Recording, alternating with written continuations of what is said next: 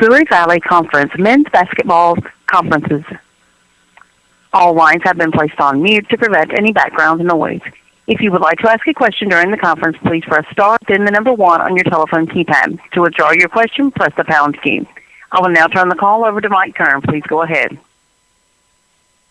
Thanks, Stephanie, and we're just holding for Coach Greg Lansing. We'll have him on momentarily. A couple of news and notes. We all know the bracket, but our Thursday opening round games will feature Missouri State, Southern Illinois in a 6 o'clock game, followed by Drake and Bradley at 8:30. All 9 games will be televised of the tournament in high definition, including the championship game on Sunday for the 10th straight year on CBS Sports. Previous 8 games of the tournament will be on the Fox Sports net, and in the non-NBC footprint will be on ESPN3.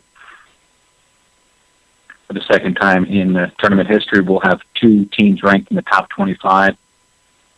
The other time was in 2012 when Creighton and Wichita State both entered as ranked teams. They did not play each other in that championship.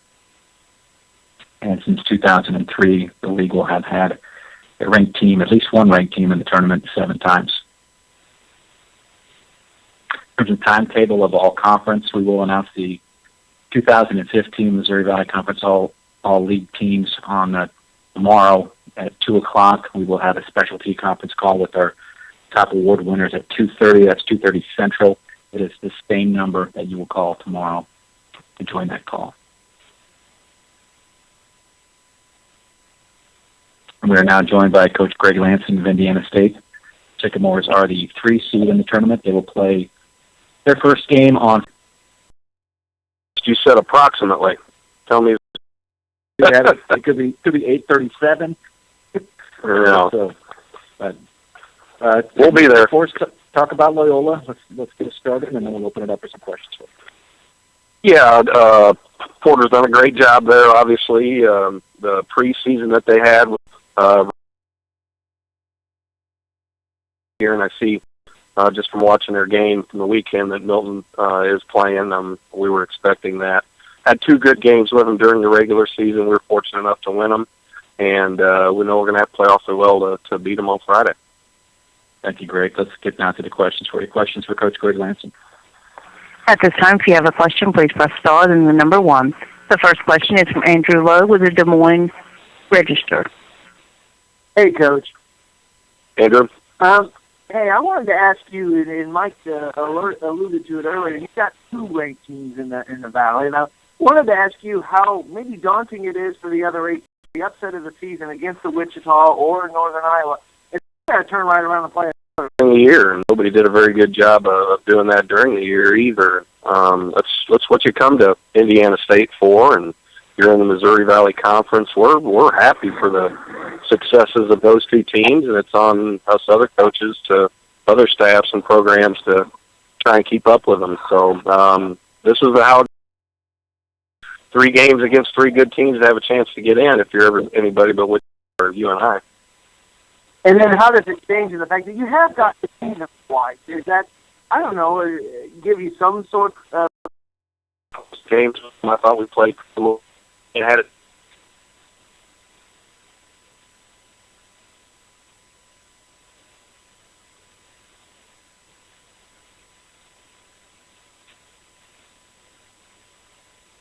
Stephanie, We dropped Coach Lansing. He is disconnected.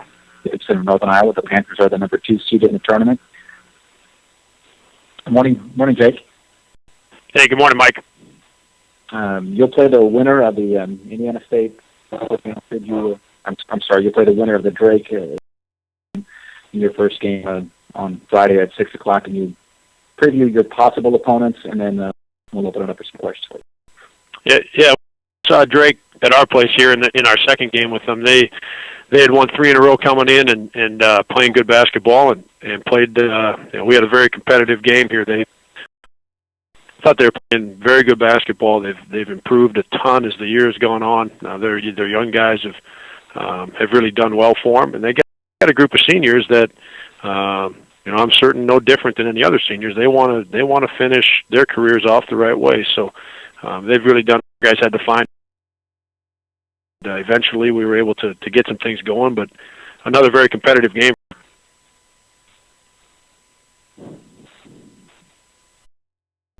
I'm certain that our players will, Andrew, and for Seth to bring that up on his own, and it's something he has talked about even in the off season, getting ready for this year. That they've got some work to do come Friday to get to that second game. So,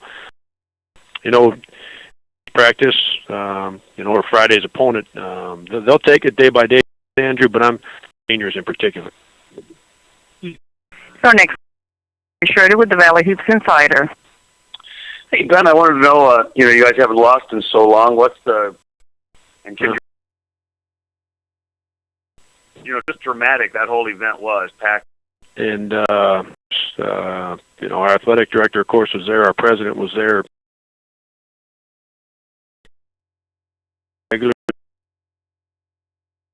Do a better job. And, so I think our guys will take, and I think it was Seth's game. There were some things in there that we did pretty well, and there's some things in there that we've got to do a lot better come Friday, and I think the guys will take both of those out of it. And good luck. Yep, thanks. Jake, that was your final question. Thanks for your time, and good luck in the tournament. We'll see you this week. Okay, yep, see you in a couple of days. All right. All right, bye-bye.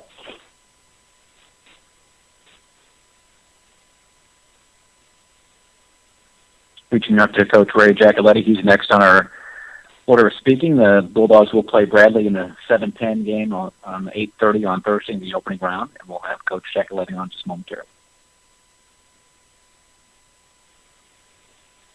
Hello? Oh, hello, Ray. I said momentarily, and I meant that was pretty quick. How are you? I'm good. How are you? Good. If you could preview your game against Bradley, your first game of the tournament will be at Thursday about 8:30 in St. Louis. Talk about the Braves, and then we'll open it up for some questions for you. Yeah, Bradley, I think they've done a really good job, has in keeping them focused and keeping them working hard and kind of doing different things defensively, man, zone, box and one, triangle and two, keeping some people on their heels. They've played, people so close, triple overtime, last week at Missouri State. And so he's done a really good job, I think, keeping them together and finding a way to get better and try to play your best basketball at the end. So, we were lucky enough to get him twice during the season, but, it's going to be a good basketball game and going to have to do some things fundamentally sound. Boxing out was they beat us pretty good on the glass in Peoria. I can't remember what the differential was here, but that will be the biggest thing for us, being able to rebound with them and do our job boxing out. Yeah, you mentioned rebounding. Josh Cunningham of Bradley is setting all sorts of Bradley highlight films with his rebounding exploits as a freshman. And two really good freshmen in this game, with yours, Reed Timmer, and theirs with Josh Cunningham. Highlight those two freshmen, and we'll open it up for some questions. Yeah, Josh is a guy that, when you're averaging 8.5 rebounds a game as a freshman, I don't care what league you're in, it's pretty impressive, and a guy with a bright future. Reed, just for us, continues to get better. Saturday in Carbondale scored it in a variety of different ways, just off the catch and shooting threes to one bounce pull-ups to getting all the way to the basket. So I think the last half of conference season, he's really gotten comfortable offensively, and we've been very excited, obviously, with how he's finished up here. Thanks, Coach. Let's go ahead, Stephanie. Open up some questions for Coach Ray Giacoletti. Your first question comes from Andrew Lowe with the Des Moines Register. Coach, kind of going with the theme of younger guys, what kind of learning tool or step in the process is it with your guys for Thursday? In the tournament, games are just different. There's a different atmosphere. You're at the end of a season and coming off a grind, but you've got to be playing at your best. How different is it? What kind of a learning tool is it to tournament games, getting your young guys to see what it's like to be at this end? Yeah, it's a great question. It's about experience, obviously, and the four freshmen don't have any in that type of situation. we've talked to them a little bit about it's kind of the gladiator approach. You know, you have the battle, and the winner advances, and the loser doesn't. Your season's done. So, you know, we try to periodically throughout the year talk about, you know, if this happened to be your last game you'd ever play, what kind of effort would you give? And, you know, what kind of focus would you have? What kind of talk would you have? And reality sets in at this time of year because, you know, if you don't win, you are done. So I think they'll be fine. And you know, we've kind of talked about trying to approach each game like it's your last, but when it actually has a chance to be that, I think it's a little bit more surreal. And then with Reed, I don't know how you evaluate his performance in that a lot was put on him, but then maybe a lot was expected of him. How's he done this year? How do you kind of evaluate what his season has been like? Well, I mean, you know, with I think anybody, you try to evaluate how much they've improved over the season. With Reed, no different. You know, I think halfway through the conference season, we moved him off the ball and kind of split the point time where he doesn't have the ball in his hands 100% of the time. He's probably closer to 50 or less now. And I think that's really helped him, you know, because when you're trying to make others better and you're trying to put people in position for them to be successful, it's hard to find the combination when you can get open looks and when's at your time. And I think, you know, we've tried to simplify it for him a little bit. And he's, I mean, the other night in Carbondale was as good an offensive performance he's had this year for us. There was nothing rush. He took what the defense gave him. And again, like I said, he scored it in 3 different ways. It just wasn't getting spotted up, shooting threes. I mean, his one dribble pull-up is becoming maybe his go-to move right now because everybody's running and trying to get him up the 3-point line.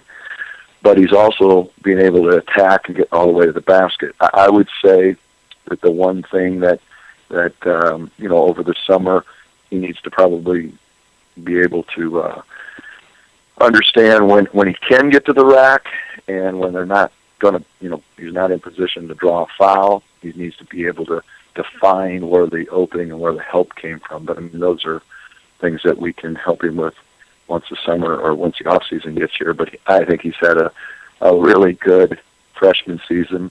You know, I'm proud of Ori and CJ also. They played really well on Saturday down there, and you don't notice it as much because they don't score it as much. But just the awareness, understanding what we're doing, defensive end of the floor, rebound efficiency, some of those kinds of things. Cool. Thanks, Coach. Thank you. Your next question comes from Dave Reynolds with the Peoria Journal-Star. Ray, in the 2 games against Bradley this year, your team shot the ball well, particularly from 3. Do you see that as another must to get by them this time? Yeah, I mean, when we've been successful this year, we've shot it well. I tell you, the other thing we need to be able to do is get to the free throw line. Sometimes when you rely so much, and again, it's kind of how our team is built, but we need to be able to get to the free throw line 10 times or more, half. And that's something the last few games with Loyola and Saturday at Southern, we have not done a very good job at, relying too much on jump shots. And just got to kind of understand you got to have a good blend between the two, because you're going to, you know, if you just have to have it. I mean, our team has to have it, and we fall in love sometimes shooting jump shots. Thank you. Yep. Ray, that was your final question. Thank you for your time, and we'll see you in St. Louis. Sounds good. Thank you. Thanks, Coach.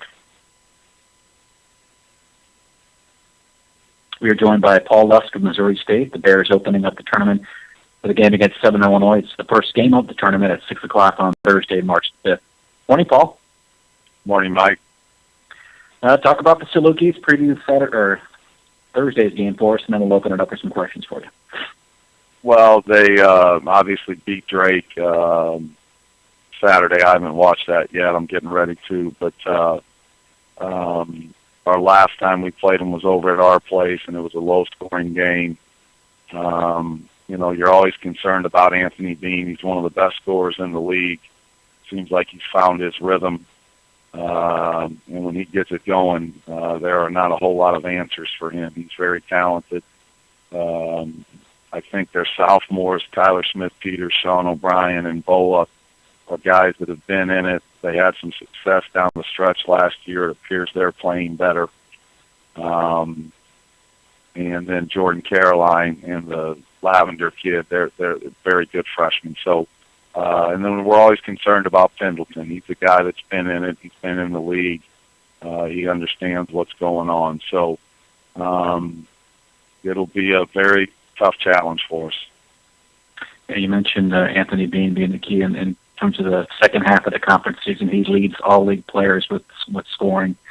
And I guess your top guy in the second half, probably Cam Boone. Would you say that that's who has been your go-to guy in the latter half?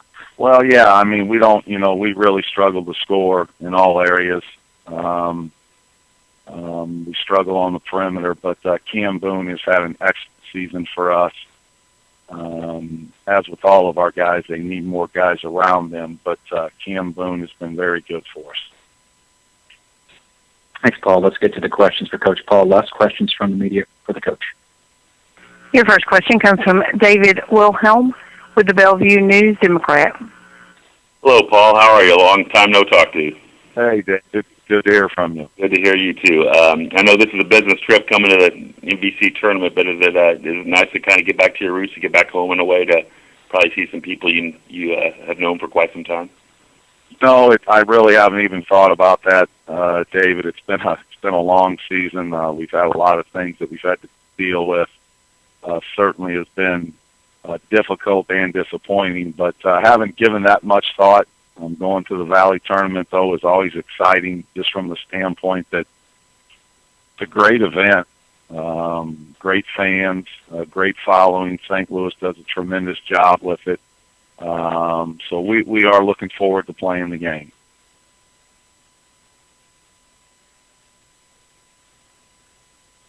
Your next question comes from Todd Hefferman with the Southern Illinoisans. Hey, Paul, do you feel like Austin Reuter snapped out of it a little bit, shooting-wise? Or is he taking the same shots? Well, he is, I know so much was talked about Bean with his struggles, and Austin is, he's obviously not made shots this season, but he's stuck with it, and, we believe in him. We know he has the ability to make shots, and for him to finally find some rhythm has been a good thing. He found some rhythm late in the game against Bradley and made shots like he made shots a year ago. And then he found a little bit of rhythm at Loyola. So we certainly welcome that. We need that. He's a guy that can make shots, and when he makes shots, it helps us. And can you tell me, what are you asking out of Dorian Williams right now? Well, we've asked a ton out of him, and he's had to do an awful lot for us. And right now, he needs to really finish strong for us.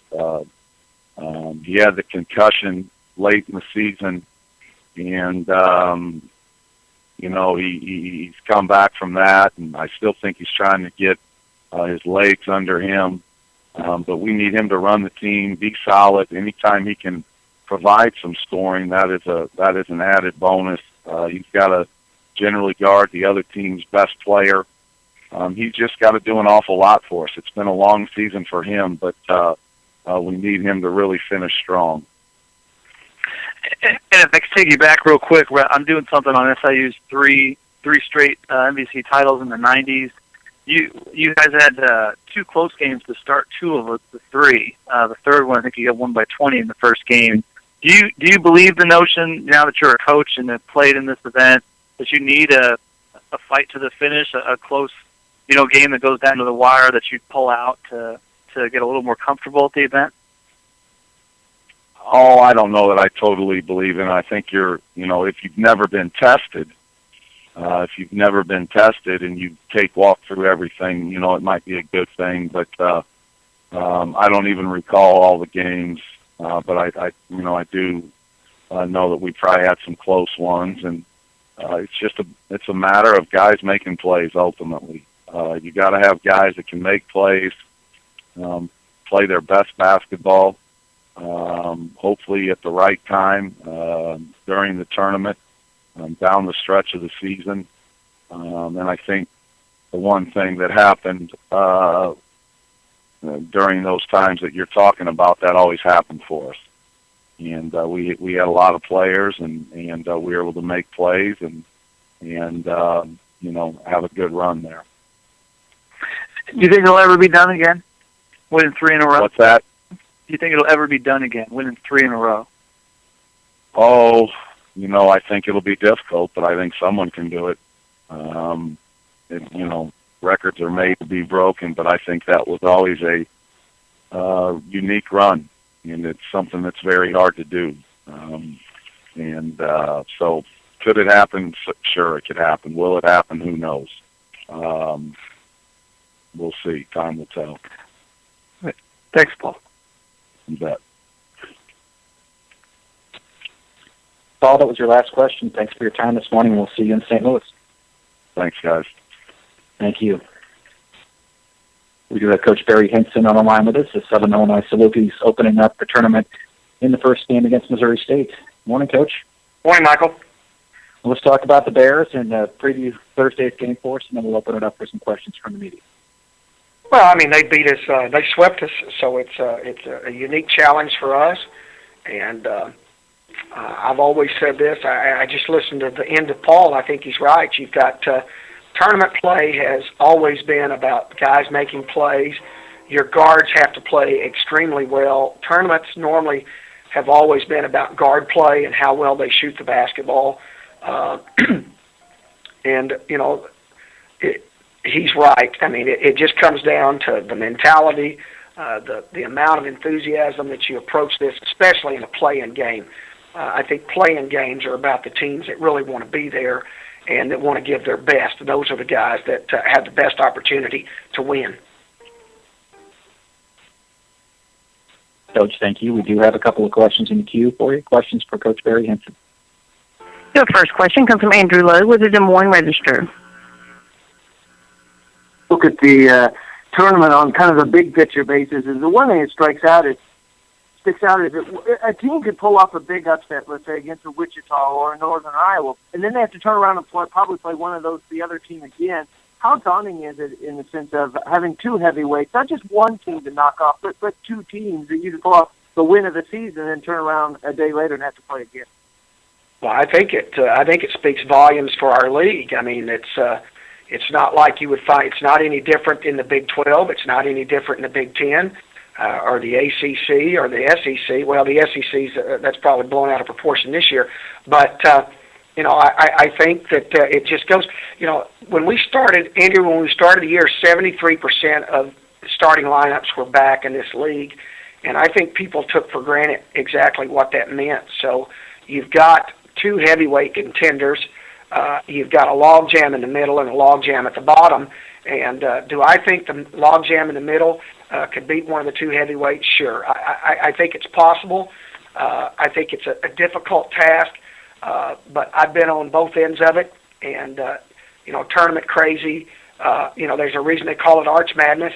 I think Indiana State's playing extremely well. Illinois State's playing extremely well. Loyola makes shots from the perimeter.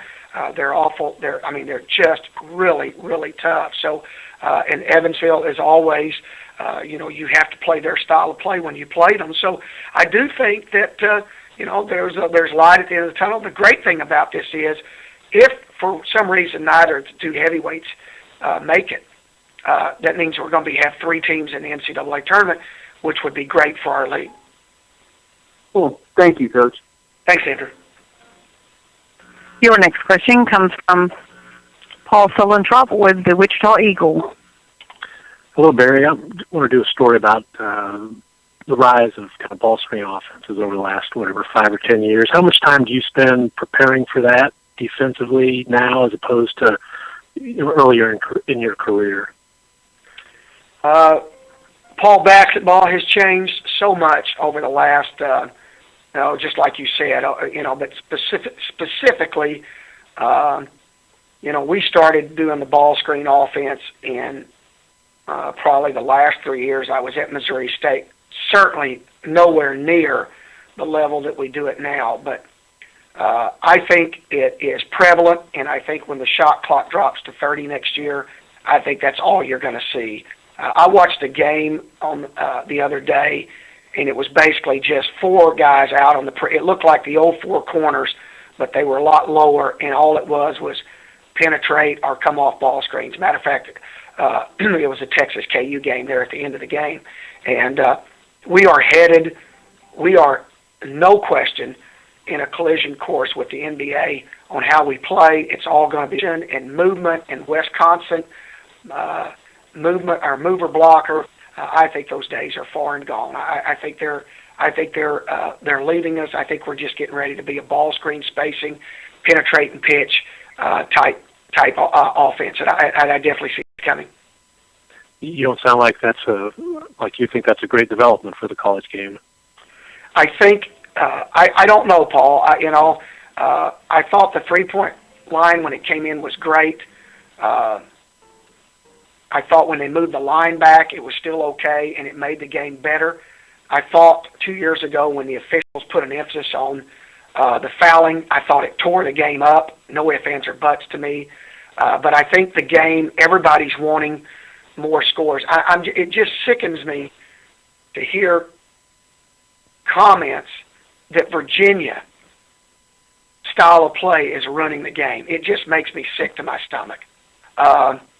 So when you have a national media pushing this, and you have a rules committee that's thinking that we're going to drop the shot clock, I just think that shows. I just think it bodes well for. We don't care about defense. We just want to see offense and offensive numbers. And that's the way we are in society. You look at what they're doing in baseball. They're speeding the game up. They've changed the rules in volleyball. They're changing the rules now in women's softball. I mean, everything is just sped up. And we are a society of instant gratification. And so when you're talking about, it's just hard for me because I'm a Mr. Iba guy. I went to Oklahoma State. I worked for Mr. Iba. The greatest advice he gave me was, all you pups, all you're worried about is how to put that orange thing in the hole. He said the thing you've got to figure out to be successful is how to keep that orange thing out of the hole. And I'll never forget that as long as I live. And it's getting ready. I see the game changing dramatically. Thank you, Barry. Thanks, Paul. Your next question comes from Aaron Grass with the Daily Egyptian News. All right, Barry. My question for you: all season long, you've been talking about how you want a human maturation microwave, if you will. How much more or less mature is this group than they were at the beginning of the year? Yeah, I think, Aaron. I think some of our guys have matured. I think when you look at, right now, I think Jordan Caroline and Dion Lavender have matured quite amount. I think their biggest thing right now is their mental maturity and the fatigue factor of playing in a very, very long season. Whereas in high school basketball, you don't start practicing until November. We started in August. In high school, you don't play very many games. We're at 30, 31 games right now. And I think that the mental fatigue is wears on those guys. I do think we've seen Bola Elanian come back to playing the way he's capable of playing. And then again, we've had some other players that have just kind of gone by the wayside. It was really good to see Sean O'Brien come back to play the way he played early in the season, and I think Anthony's starting to play. So I think on the whole, I think we've made progress towards the end. Thank you, Barry. Thank you. Your next question comes from Todd Hefferman with the Southern Illinoisans.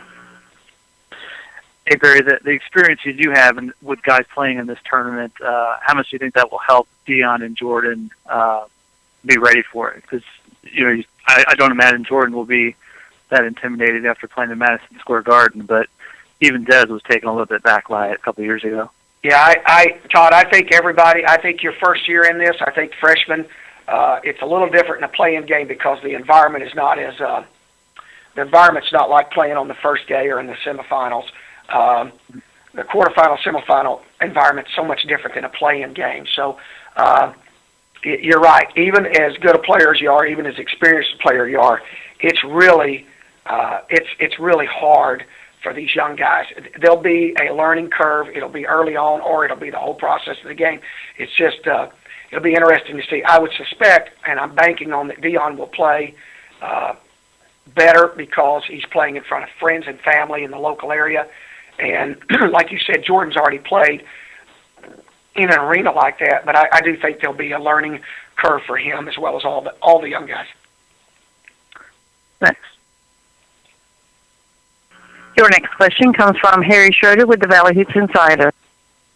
Barry, you kind of touched on something I wanted to ask about. Traditionally, the St. Louis guys that come home to play struggle the first time or two that they do come home, and you think Deion's going to do well. You and Paul both have some St. Louis guys. How do you get them ready for playing in front of their, family and friends? I don't know, Harry. I don't know the answer to that because when we had Blake Ahern, Blake really struggled in the tournament. Blake really never had what I would call an outstanding tournament because he just pressed so much in front of friends and family. It just depends. I mean, I think it's kind of a lottery. You don't know. So the thing that you have to do is you just have to focus. You got to focus on the process and forget worrying about the end of it. And that's one of the things we'll talk about. Just today, be better. Next play, be better. I mean, I think that's what you have to do. Thanks, Barry. Good luck. You bet. Thank you. Coach, that was your last one. Thank you for your time, and we'll see you. All right. Okay, bye-bye. We have Coach Marty Simmons of Evansville. Evansville opens the tournament on Friday. They'll play the 2:30 game against Illinois State, a team they've just faced in the regular season finale, losing in overtime at home. Good morning, Marty. Good morning.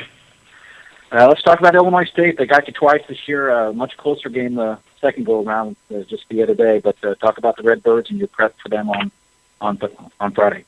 Yeah, well, they're obviously a very good team. We knew that going in, and like you said, they beat us twice. One thing stands out is just how aggressive they play, how physical they are, and that's an area that we must get changed before Friday afternoon. Thank you, Coach. Let's get now to the questions for Coach Marty Simmons. Questions for the coach. If you'd like to ask a question, please press star then the number 1. Again, that's star then the number 1 to ask your question.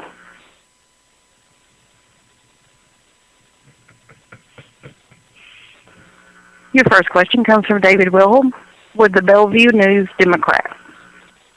Buddy, how are you? We're hanging in there, David. How are you? I'm doing real good. Real good. Things are pretty busy around here, as you can imagine. Yeah. What's it going to take for you guys to put a little run together here, Marty? I know it's a tough situation, a lot of games in a short amount of time. But looking at your team, what's it going to take to maybe make a run here? We just got to adjust our mentality here a little bit as it's a new season, new life. We just played 3 of the better teams in the league, 3 games in a row. Got beat 3 times, but we got a good understanding of the things that we have to do to be successful.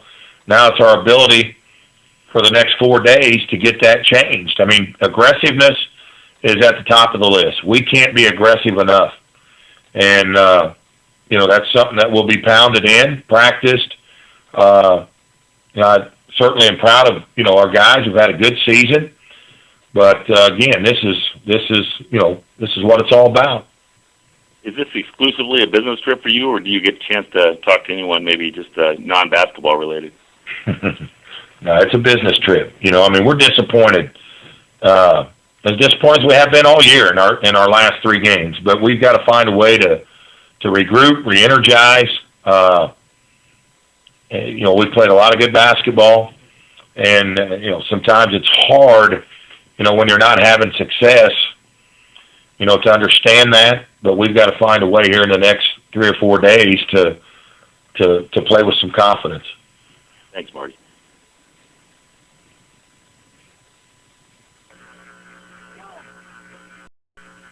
Coach, that was the final line of questioning for you this morning. Thank you for your time today. Thank you. Thanks, Marty. We'll see you in St. Louis. We do have Coach Porter Moser with us. Loyola, the 6th seed in the tournament. They will play their first game on Friday evening against Indiana State. Morning, Porter. Morning, Mike. Let's talk about Indiana State, preview Friday's game for us, and then we'll open it up for some questions from the media.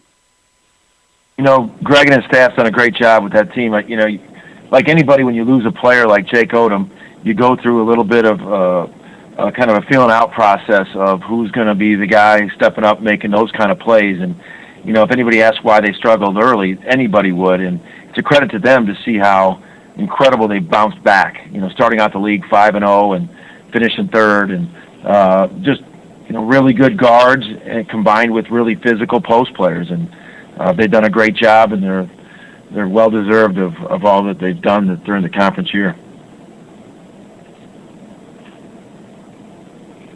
Well, your season, 18 wins already, and most of those without Melt. He got back into the regular season finale, and having him back will certainly be a boost to your club this weekend. No question. I mean, he means a lot to us. And thank you, Coach. Let's open up now for questions for Coach Porter Moser.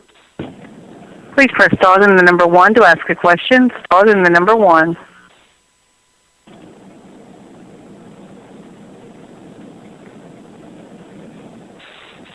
Again, to ask your question, star and the number 1.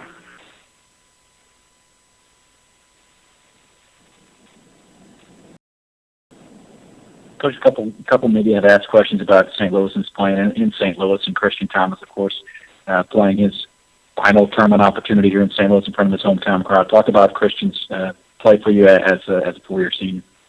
He's played really well down the stretch. He's had back-to-back really nice games for us at Drake and at Missouri State when there were a lot on the line for those games, the Drake game and then his last senior home game. So he's answered the bell on big games. Christian's kind of an even-tempered kid. He doesn't get too high, doesn't get too low. So, I mean, I know he's excited to go back home, but I don't think it's an issue for him. He's an even-tempered kid, and I don't think it'll affect him. Porter, that was it for you today. Thank you, and we'll see you in St. Louis. Good luck against Indiana State. Thanks. Okay, bye-bye.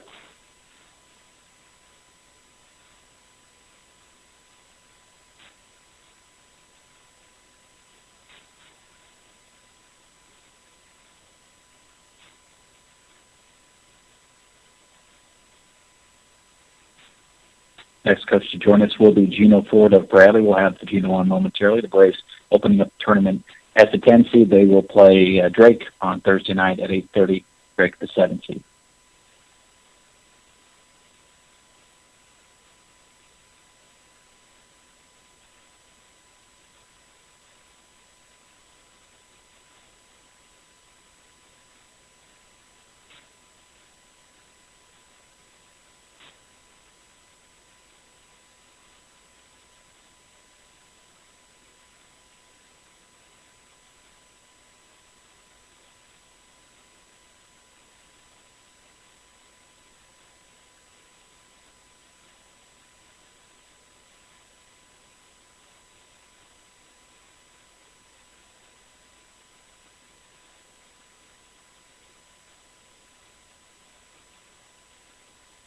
And we do have Coach Gino Ford with us. As mentioned, the Braves will open up with Drake on Thursday. Good morning, Gino. I'm doing good. How are you, buddy? I'm doing fine. Let's talk about the Bulldogs, preview the game for us, and then we'll open it up for some questions for you. Yeah, you know, we've had 2 tough games with them. They really shoot the 3 well. And Ray's done a really nice job with the young team of keeping them to continue to play better throughout the season. I like their young guys, and we'll have our hands full with Envold and their 3-point shooting. Thank you, Gino. Let's get now to the questions for Coach Gino Ford. Questions from the media. Please press star and the number 1 to ask your question. Star and the number 1.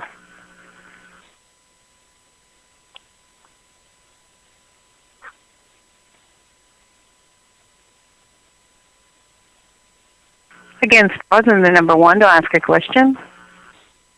Coach, Josh had 21 rebounds against Missouri State in the triple overtime game the other night. certainly his performance all year has been stellar, and this game will match up two of the league's top freshmen with Josh Cunningham and Reed Timmer. Talk about Greg's guard, and then talk about the season Josh has had for you. Well, I think Timmer's really played better for them through the season. That's been evident. You know, he's really improved. He can shoot, and he hurt us in the game up there. You know, we played diamond and one on Ricks most of the game and left Timmer open, and he hurt us with some timely jumpers. Kid that's going to be an all-league player in a few years when you look back. Now, Josh has been a terrific rebounder, which is very rare as a freshman. Very rare as a freshman because he doesn't really have the body to bang around. You know, there aren't freshman bigs in our league that play. Jordan Caroline's had a nice year. Play in the Valley, you need size and strength on the baseline. And Josh is an exceptional athlete with a great nose for the ball, and that's why he's second in the league in rebounding. And I think he'll get better and better as he has time to get in the weight room. Thanks, Gino. Gino, that's it. We will see you in St. Louis. You got it, buddy. Okay. All right. Bye-bye. We'll see you Thursday. All righty.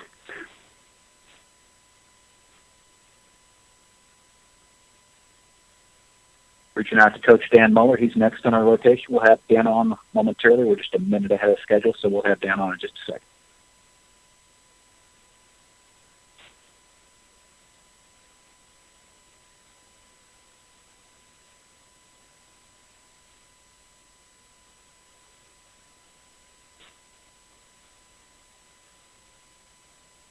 Just a note on the Illinois State-Evansville rematch. They, of course, had played in the regular season final on Saturday.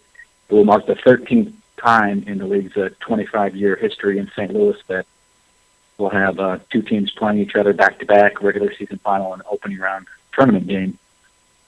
And the 12 previous times, the regular season winner won the rematch 7 of those 12 times.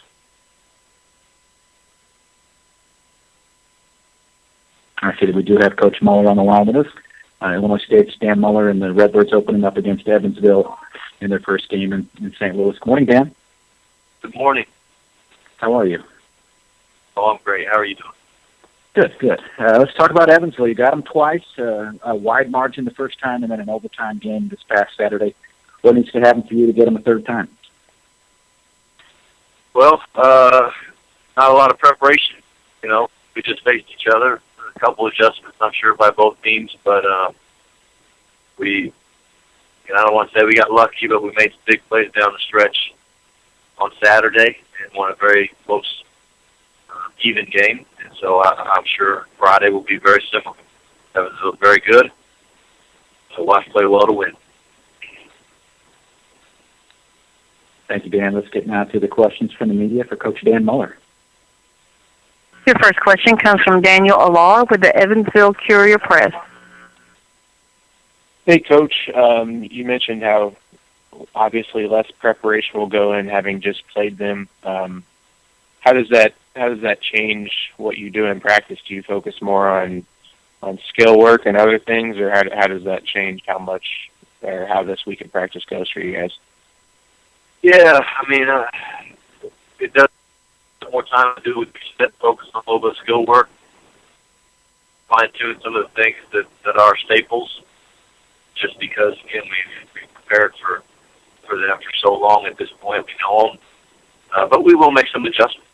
And, you know, you got to make sure you still cover the drill and practice, break them down again, and then again go and just make sure you're ready. You mentioned how you ended up getting out of the zone because Valentine was giving you guys trouble, but I know that your man-to-man pressure hurt him in the first game. Is it kind of a balancing act to see whether that can happen again, or whether you'll have to mix it up to handle Valentine? Yeah, we couldn't handle, you know, in second in man. We tried a lot of different guys on, just kind of in a rhythm. Our zone did a good job on them. Now, they scored against our zone also. It's not like we completely So we're going to have to figure out a way to do a better job on Valentine. And, you know, they took advantage of some of the first game, which I knew they would. So that's where those adjustments come in. Maybe try to take a couple different that we weren't able to do. And how is Akun Purcell? What is he giving you guys this year, and what's his development been like throughout the season? I'm sorry, who? Oh, Devon. Devon, yeah, Devon. You know, he missed first 5 conference games with the broken hand, and then he was not 100%. Probably until weeks ago, I would say, maybe 3 weeks ago. He's just such a dynamic. He's one of our best. He was playing really well. He's our leading scorer when he back in December, and it just took a little while to get his rhythm, especially shooting the ball. So he's long, he's athletic, he can score the ball a lot of different ways.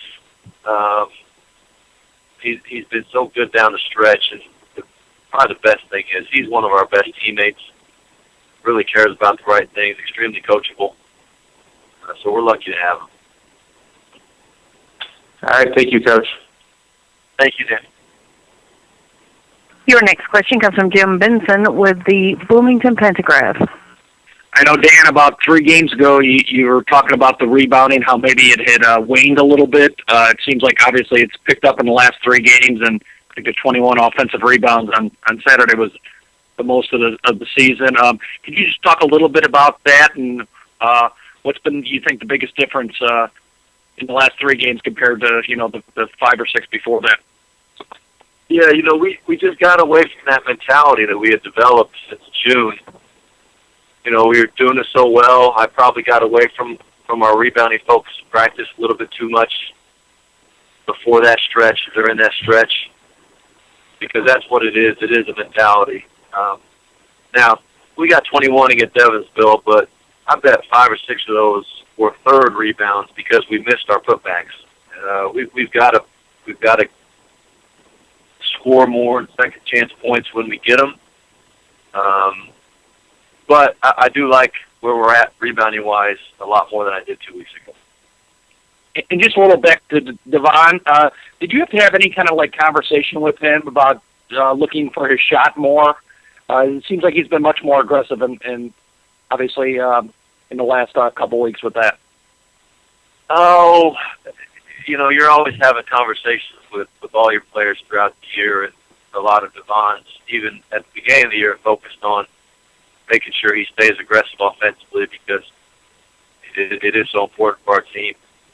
But even when he wasn't shooting it well, the first probably 4 to 5 games when he came back, he was shooting about 30% from the field, low 20s from 3, but he was getting a lot of shot attempts up, and he was getting the foul line. So I don't think his attempts are up a lot the last couple of weeks.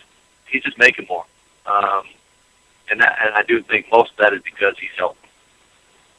Thanks, Dan. Thanks, Jim. Your next question comes from Harry Schroeder with the Valley Hoops Insider.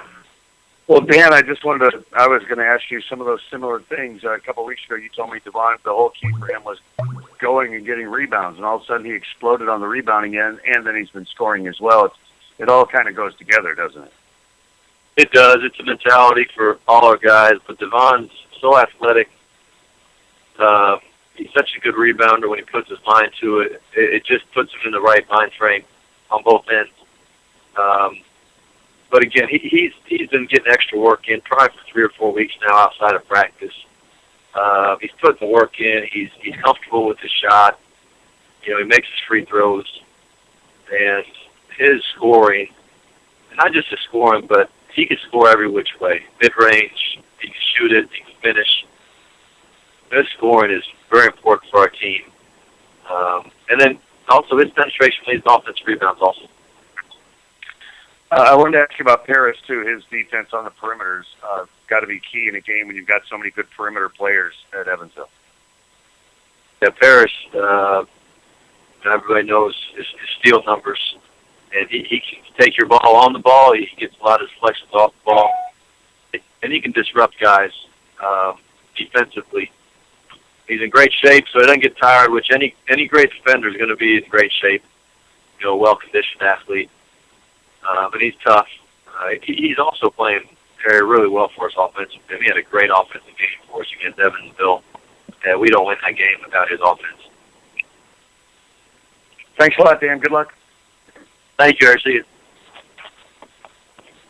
Coach, that was your last question. Thanks for your time this morning. Good luck in St. Louis. All right, thanks, Mike. See you down there. All right, we'll see you. We have Coach Greg Marshall of Wichita State with us. The Shockers are the number 1 seed. They will play the winner of the 8-9 game, and that features Missouri State, Southern Illinois. Shockers' first game will be Friday at noon. Morning, Greg. Hey, Mike.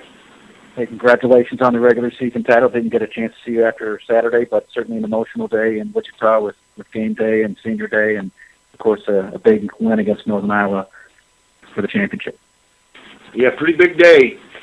Pretty big day for all of us. So it was an exciting week, exciting close to the season, and a tremendous game on Saturday viewed by a national television audience. So I think it was, for us, it was tremendous exposure, and it just highlighted some of the quality players that we have in the league.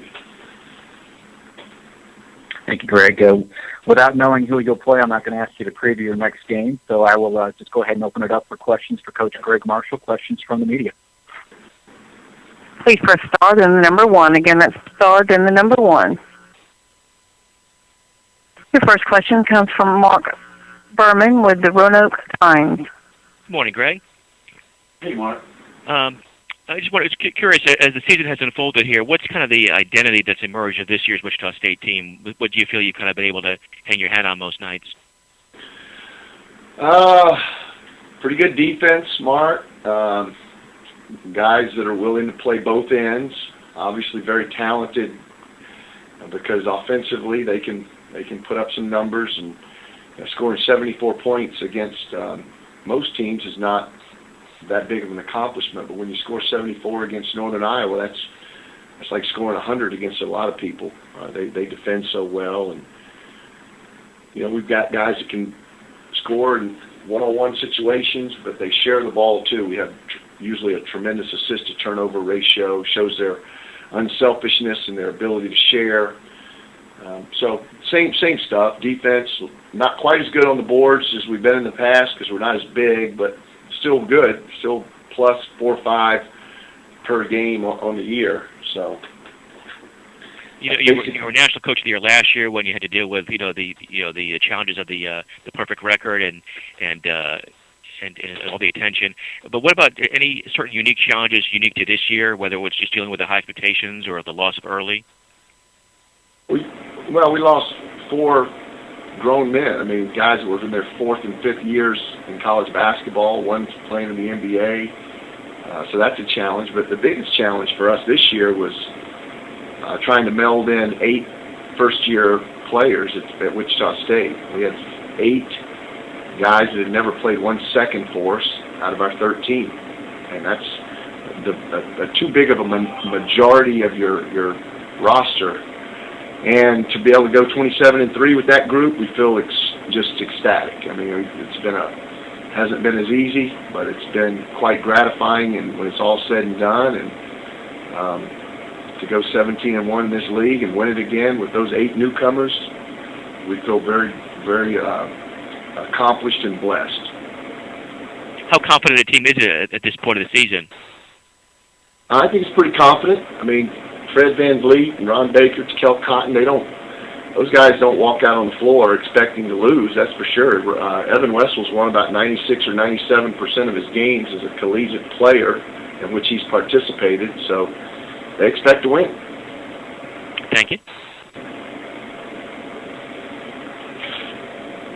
Your next question comes from Paul Fellentraub with the Wichita Eagle.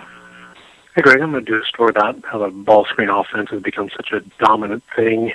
How would you describe how much more you use of that, or how much you use of that, compared to maybe 2, 3, 4, 5 years ago? How's it kind of developed in your scheme?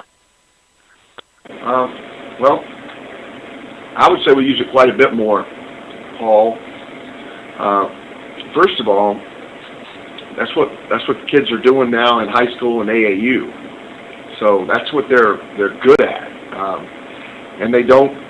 There's not a lot of coaches that are running motion type offenses without ball screens. And you can run motion offenses without ball screens, and you can run motion offense with ball screens. Like purists, like Bob Knight and Hal Nunnally, the guy that I played for at Randolph-Macon, we ran motion offense. There was very little ball screening. But even when we run our motion offense now, we have ball screen elements to it.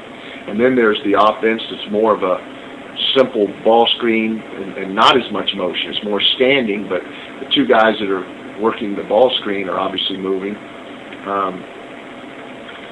I just think that that's what you play to the strengths of your players. And what's interesting to me is been coaching so long now that 17 years as a head coach. It's been in the last 5 or 6 years, maybe a little longer. I lose track, but we spend an inordinate amount of our time defensively in game planning, discussing how to defend the ball screen. So that shows you how prevalent ball screen offenses are in our game now. And Fred just seems obviously a master at navigating that ball screen. What makes him so good at getting through there and giving you guys a miss in the on the way to the basket? Well, first of all, he's got an awesome handle. He's very tight, precise. Rarely does he lose the ball when he's dribbling it, if ever. And he is also has tremendous vision. And when he comes off the ball screen is designed to create either a mismatch or a numbers opportunistic type situation. And he reads those situations very, very well and gets the ball to the open guy, as we've talked about in the past, where he wants it, when he needs it, and in his shooting pocket, so that if he catches it cleanly, he's ready to score. Thank you. You're welcome. Your next question comes from Jerry Tipton with the Lexington Herald. Coach, I cover Kentucky. They're going into March undefeated, as you guys did last year. I wonder what that dynamic was like for you guys a year ago, especially once you got into postseason, where it's win or go home.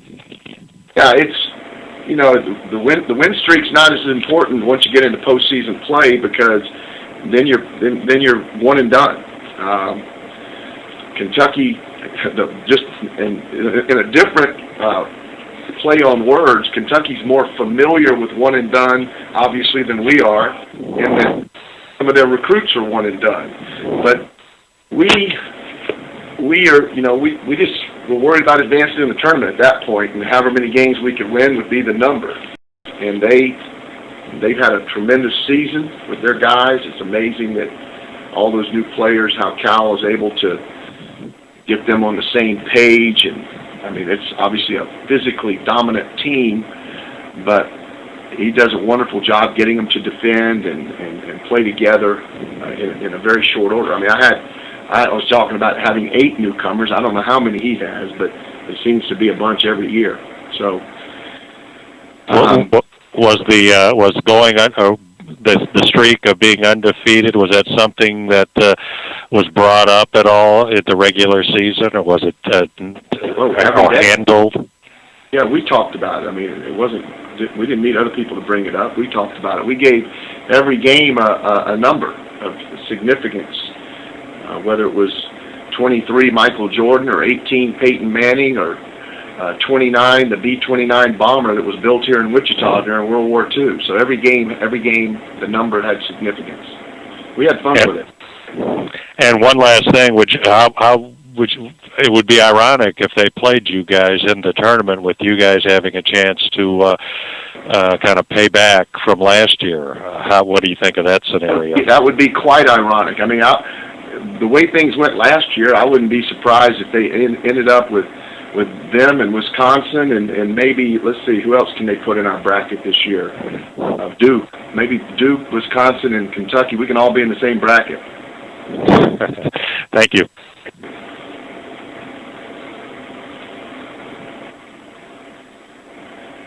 Great. That was your final question. Thank you for your time. We will see you in St. Louis.